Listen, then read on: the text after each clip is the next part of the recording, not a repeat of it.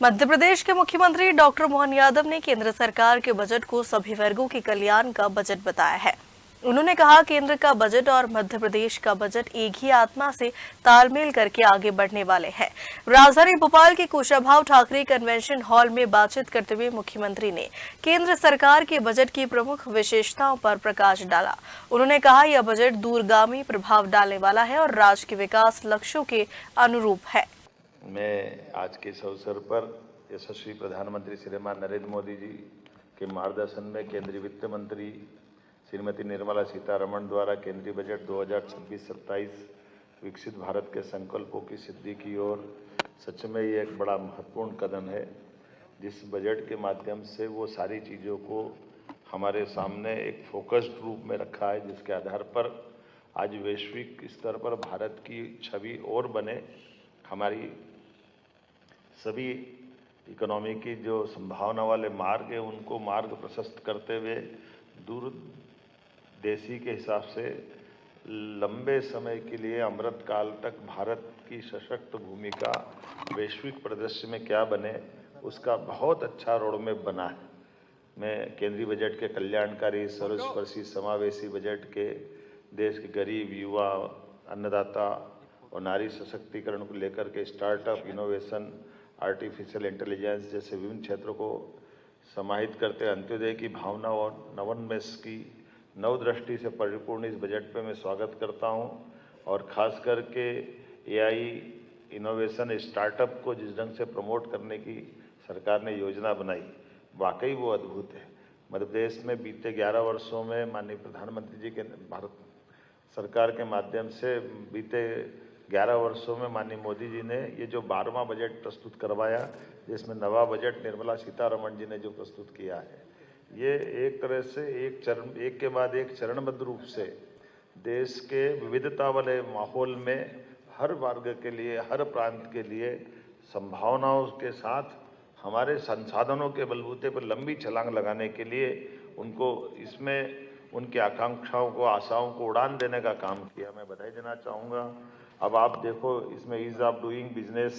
इसमें विकास आधारित पद पे जो युवा शक्ति को प्रेरित किया है, जिसके आधार पर हम तेज एवं सतत आर्थिक वृद्धि भी हासिल करेंगे,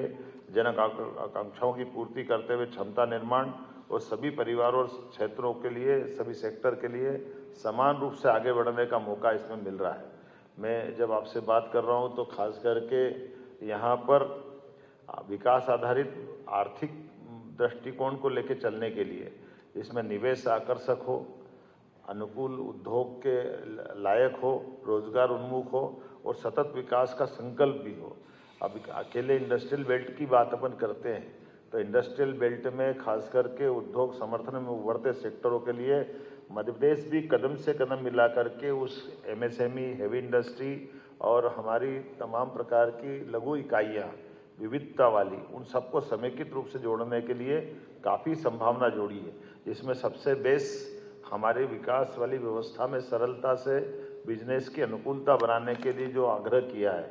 उसी के आधार पर बजट में उद्योग, एमएसएमई, उभरते हुए संरचनात्मक सुधारों, वित्तीय सहायता, नीतिगत समर्थन का स्पष्ट प्रावधान है, जो प्रदेश के अंदर औद्योगिक निवेश और उत्पादन क्षमता और निर्यात उन्मुख विनिर्माण रोजगार सृजन को इससे गति मिलेगी। बायोफार्मा के सेक्टर में भी बायोफार्मा, बायोटेक्नोलॉजी, फार्मास्यूटिकल अनुसंधान, हेल्थ इंडस्ट्री, स्टार्टअप को बढ़ावा देने के लिए खास करके हमारे यहाँ तो नॉलेज इकोनॉमी के दृष्टि से हम बात करें तो ज्ञान आधारित अर्थव्यवस्था को लेकर के इसी आधार पर हम अपने उच्च मूल्य जो रोजगार सृजित करेंगे, खासकर उस दिशा में हम आगे बढ़ेंगे जहां हम हमारी प्रतिभाओं के बलबूते पर इस फार्मा सेक्टर में लंबी छलांग लगाएंगे। सेमीकंडक्टर ये एक बड़ा सेक्टर है। मैं कल गुजरात में भी सेमीकंडक्टर के ऊपर वहाँ के मुख्यमंत्री से बात करके आया हूँ और सेमीकंडक्टर मिशन 2 उभरती तकनीक है, जिसके आधार पर इलेक्ट्रॉनिक कंपोनेंट मैन्युफैक्चरिंग, एआई आधारित तकनीकों के आधार पर प्रदेश में हाईटेक उद्योग, डिजिटल निवेश, नवाचार आधारित उद्यमिता को हम भी कदम से कदम मिलाकर बढ़ाने के लिए आगे बढ़ेंगे। अगर प्रदेश के पारंपरिक औद्योगिक क्षेत्र के लिए भी ये निश्चित रूप से हमारे लिए ये जो अभी तक हमारे इंडस्ट्री जो चल रही है, जो परंपरागत आधारित है, उनको भी उनके लिए रिनोवेशन के आधार है। आप कभी कल्पना करना पहले की कॉटन इंडस्ट्रियां इसलिए डूब गई कि उनको रिनोवेशन करने का मौका नहीं मिला था। अगर नई टेक्नोलॉजी के साथ कदम से कदम मिला के चलना है तो नए उद्योग लगाना अच्छी बात है, लेकिन जो चालू उद्योग है उन उद्योगों को संवर्धन करना ये भी एक बड़ा विषय रहता है। इसमें इस चीज के लिए गुंजाइश दी जिससे अर्थव्यवस्था, रोजगार और औद्योगिक पुनर्जीवन को नई गति प्रदान होगी। 200 लेगेसी इंडस्ट्रियल क्लस्टर के पुनर्जीवन, ये जो खासकर जो मैंने बात कही है, इसमें अधोसंरचना में सुधार, निवेश पुनर्स्थापन, उत्पादन विस्तार और स्थानीय रोजगार को नई ऊर्जा मिलेगी।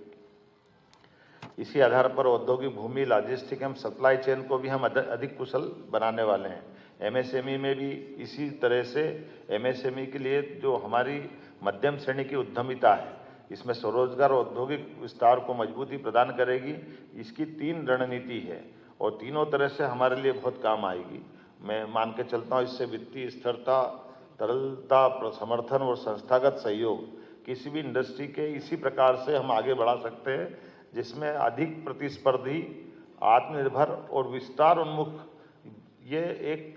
गति देने के लिए सरलता हो जाती है कि हम अपने काम को समेकित रूप से कैसे करें। सेवा क्षेत्र और वैश्विक नेतृत्व, आज के समय में हमारे पास तो आईटी, पर्यटन, स्वास्थ्य, शिक्षा, इनके प्रमुख केंद्रों का विकास करने के लिए ये बजट में इस बात की भी गुंजाइश दी है और ये हमारा बड़ी संभावना वाला क्षेत्र है। 2047 की दृष्टि से वैश्विक सेवा क्षेत्र में नेतृत्व दिलाने के लिए सेवा क्षेत्र को जो प्रमुखता दी गई, जिसमें IT, health, education, tourism, professional services के केंद्र के रूप में विकसित करने का मौका दिया है। महिलाओं के लिए हमारी सरकार लगातार काम कर रही है और ऐसे में माननीय प्रधानमंत्री जी ने भी नारी सशक्तिकरण के लिए बजट में पर्याप्त गुंजाइश दी है, जिसके आधार पर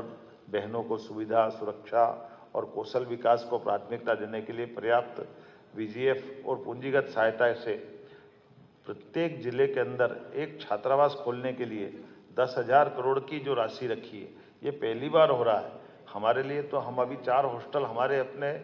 राज्य में खोलने वाले थे, लेकिन इस आधार पर हम अपने यहाँ लगभग हर जिले के अंदर हमारे प्रस्ताव भी जाएंगे, क्योंकि जब हम छोटे छोटे स्थान पर औद्योगिकरण के लिए इस तरह आगे बढ़ रहे तो बहनों को एक कठिनाई होती है अपने घर से आने जाने में। ऐसे में